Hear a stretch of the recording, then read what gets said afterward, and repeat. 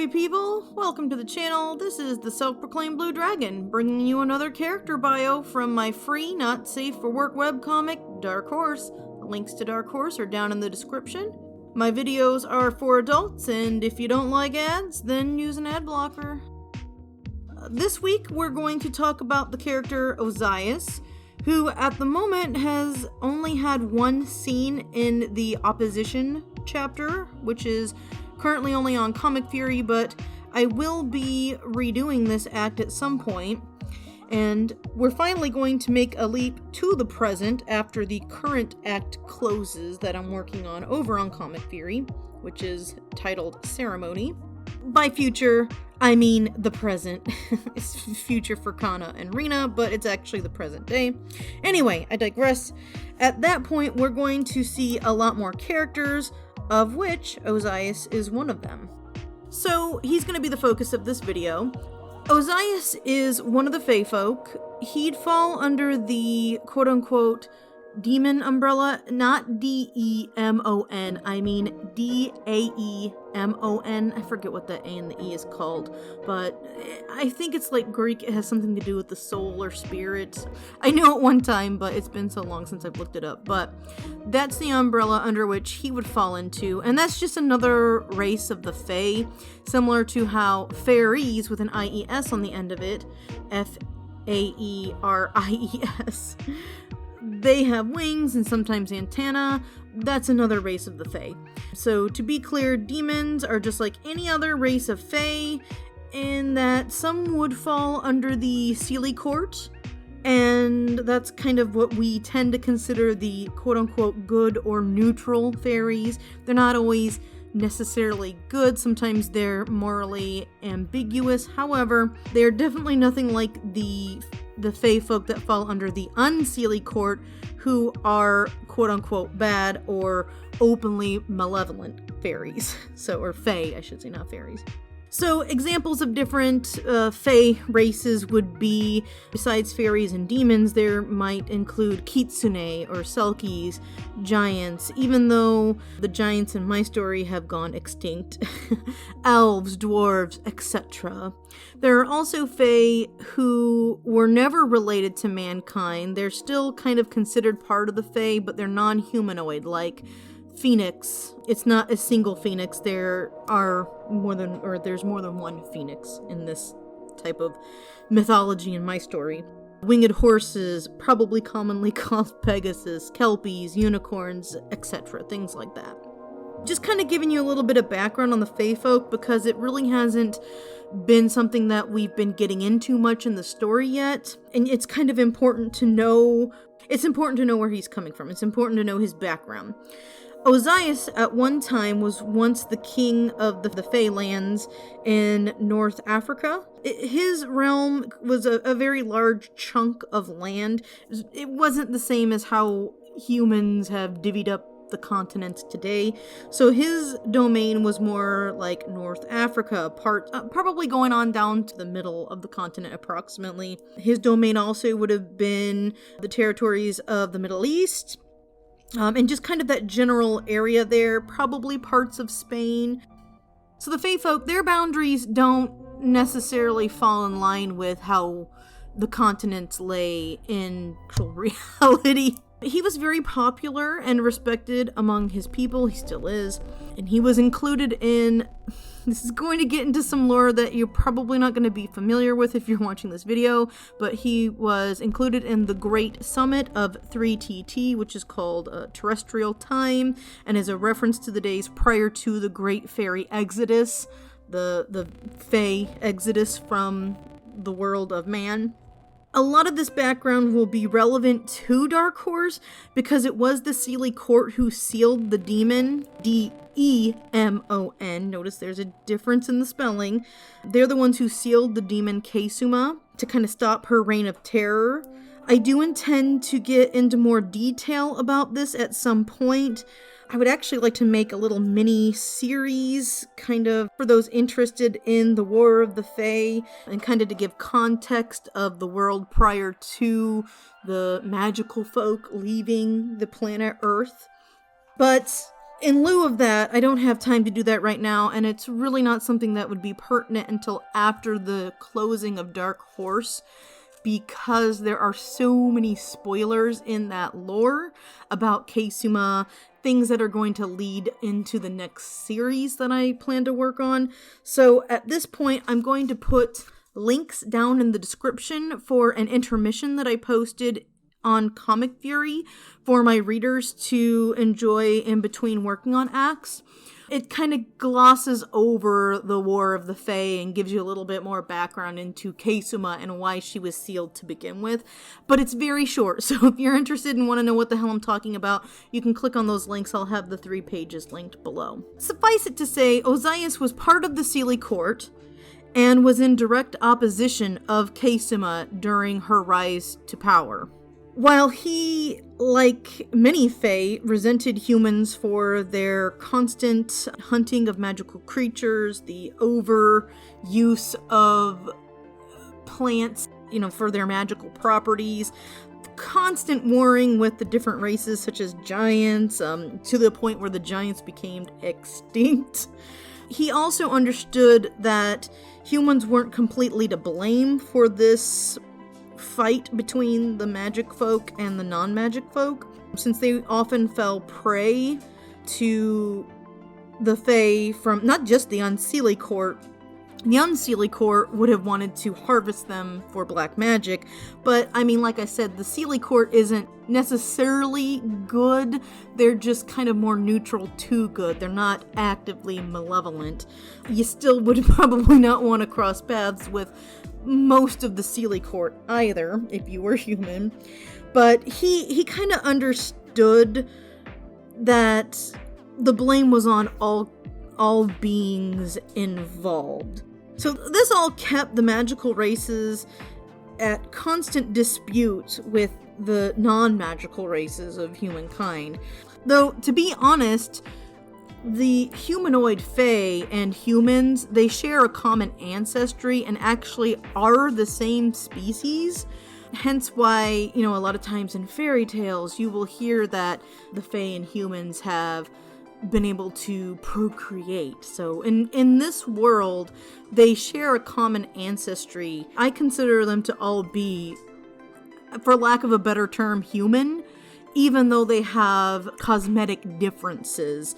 Obviously, fairies have wings, demons have pointy ears and pointy teeth, elves have pointy ears and pointy teeth, but they're a little bit different. But yeah, anyway, this is just kind of getting into the lore. It's kind of superfluous to this. So initially, Ozias was an adversary to Keisuma. He's anti-black magic all the way. He's not really supportive of the farming of other sentient beings for their soul power, which I get into soul power in other videos, so it's too big of a topic to tackle in this video this week. So when Keisuma's forces lost to the Seelie Court, Ozias was a major player in helping to design the palace in which she was entombed. He wasn't the only architect, but he did play a role in its design. He knows about the structure itself.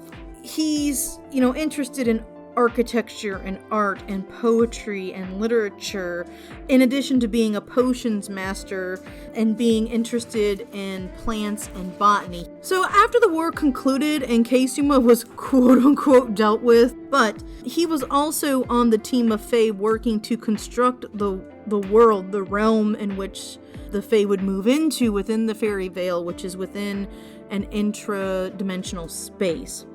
He was in charge of part of the design, certain portions of it. Obviously, that was a massive project, so he was not the only person involved, but there are sections of the fairy realm that he helped to design and would later be kind of in charge of. But he primarily was the one compositing the list of botanicals needed for collection to move into this interdimensional space, created to separate the magic folk from the non-magical folk. It was a massive undertaking. You can imagine being in charge of creating an entirely new world, taking resources from the one you're in, because matter can neither be created nor destroyed, even within the realm of magic. And my theory of what's going on in the story. So, what went wrong? Why do we see him seemingly working with Keisuma? Not just seemingly, but he is definitely working with Keisuma. After centuries of living within the Veil, the long-lived Fae folk have outgrown their space. Resources are insufficient to support the Fae, both magical resources and natural resources. They have a long lifespan, they're in a much smaller space than the planet Earth, and they, like humans, don't seem to know how to stop reproducing. Only not to the extent of humanity, because, I mean, they've managed to last millennia, or at least century, maybe a millennia and a couple centuries. I don't know, I'd have to look at my dates, but they've lasted a lot longer than humans have in such a small space. But as a result of this, in spite of the occasional wearing of the veil, which is discussed more in my video about the fairy seer Kanma, talk about how once every however many years there's a weakness in the veil, and people in small areas, they can kind of pass through the veil. I talk about that in this video. I'll have a link down in the description and in the iCard. But the Fae, even during those periods, they aren't able to gather enough resources to really off-put the depletion of the resources. So Ozias is in this state where in recent decades, he started regretting the decision to leave the homeland as a result of the suffering that he sees around him. He's also only tacitly helping Keisuma.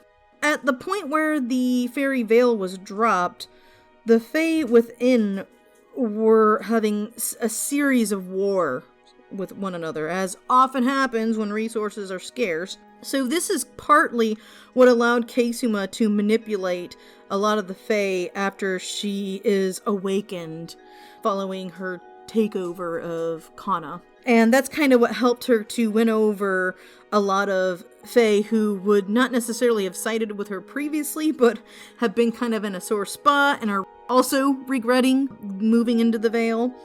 So during her second rise, Keisuma had sent her followers to kidnap the Oracle Kanma. Ozias has known Kanma since her first entrance into the Veil, and he was something of a mentor to her, so he feels responsible for her safety, which I'm going to make a lot more apparent when I get into the rewrite of Opposition, because right now it's none of this is in there. I'm an awful writer. But I'm thinking about these things and working on repairing them. So he essentially has followed where Kanma has been absconded to Keisuma's palace due to her hostage state, and also because, as I mentioned earlier, he does have an intimate knowledge of the palace. And so whether or not he's going to remain working with Keisuma has yet to be seen. It's no surprise he's probably not, you guys. I'm not like trying to hide this or anything.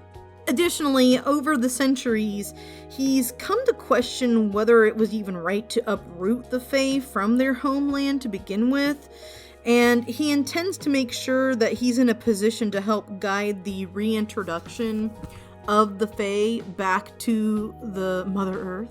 Unlike Keisuma's Word of Wednesday sycophants, her followers, Ozias, while disillusioned by, the state of the fairy realm and his contribution to its creation, he's made his goals very clear to Keisuma.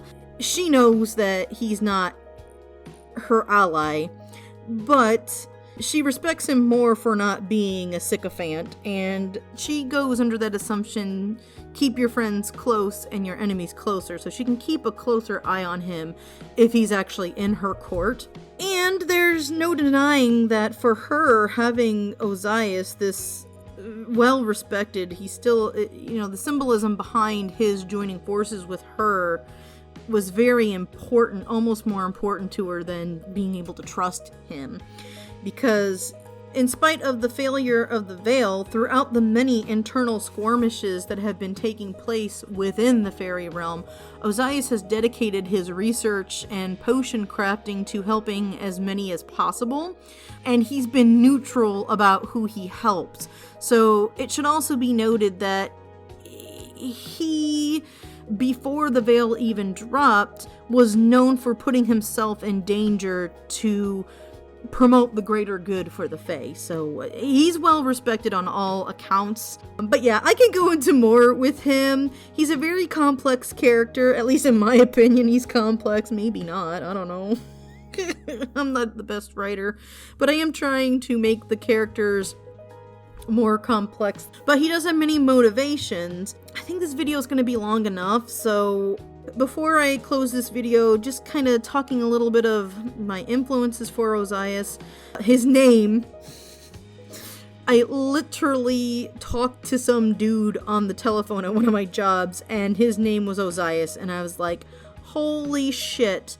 I knew right then and there that I was gonna have to squirrel that name away. Like, I wrote it down on a piece of paper when I was at work, and then I kept it until I found the perfect character to give that name.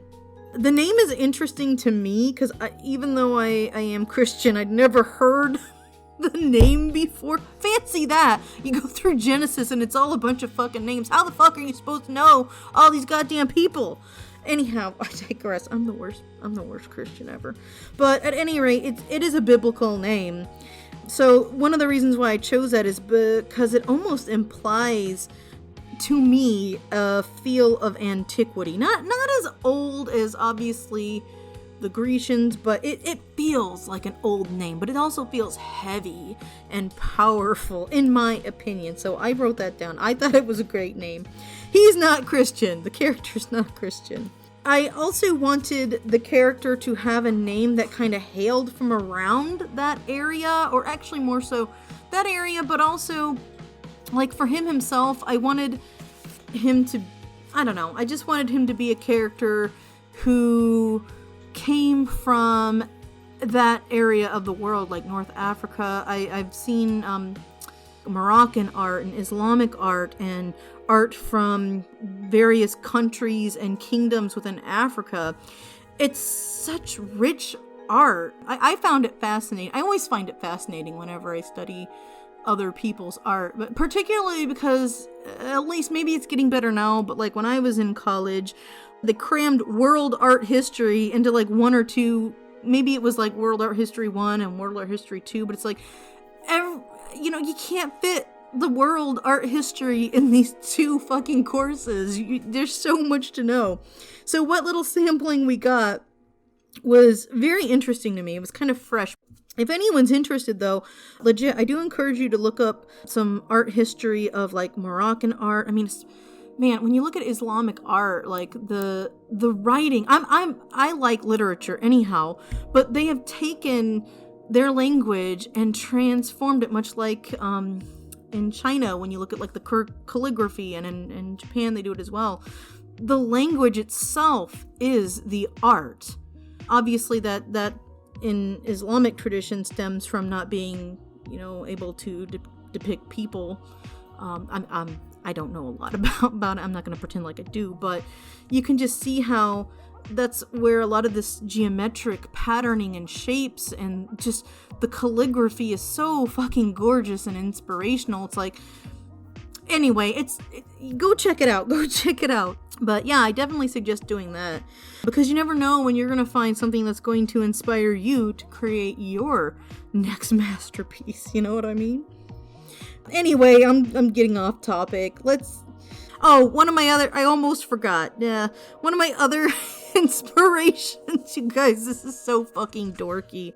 The Blue Wizard, Solarius, from the Rankin and Bass cartoon Flight of Dragons. Nobody out there will have seen this. It's so fucking old school, but I can't, I want to do a whole video on this film because it was so inspirational to me. A lot of the Rankin and Bass films were. I love the movie. I also read, it was kind of an amalgamation, the film was, of The Dragon and the George by Gordon R. Dickson and The Flight of Dragons, the namesake, by Peter Dickinson. So it was kind of like a mishmash of that, but it's a really good cartoon.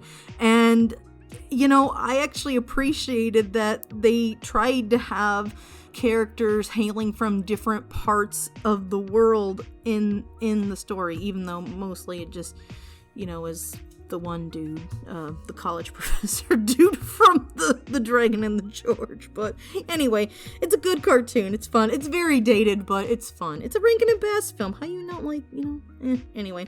But that, my friends, is another story and shall be told another time.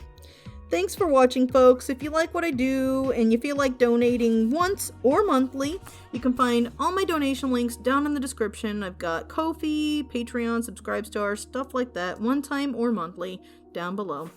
Or if you prefer, like the video, sub, do the bell thing, spread the word, whatever you want to do. You don't even have to do that if you don't want to. I always like to hear from you, though, so if you want to leave a comment, please do. I need a question of the week, but I'm not put together this week, y'all, so no question of the week this week. Anyway, peace and love, fare you well, and keep on trucking.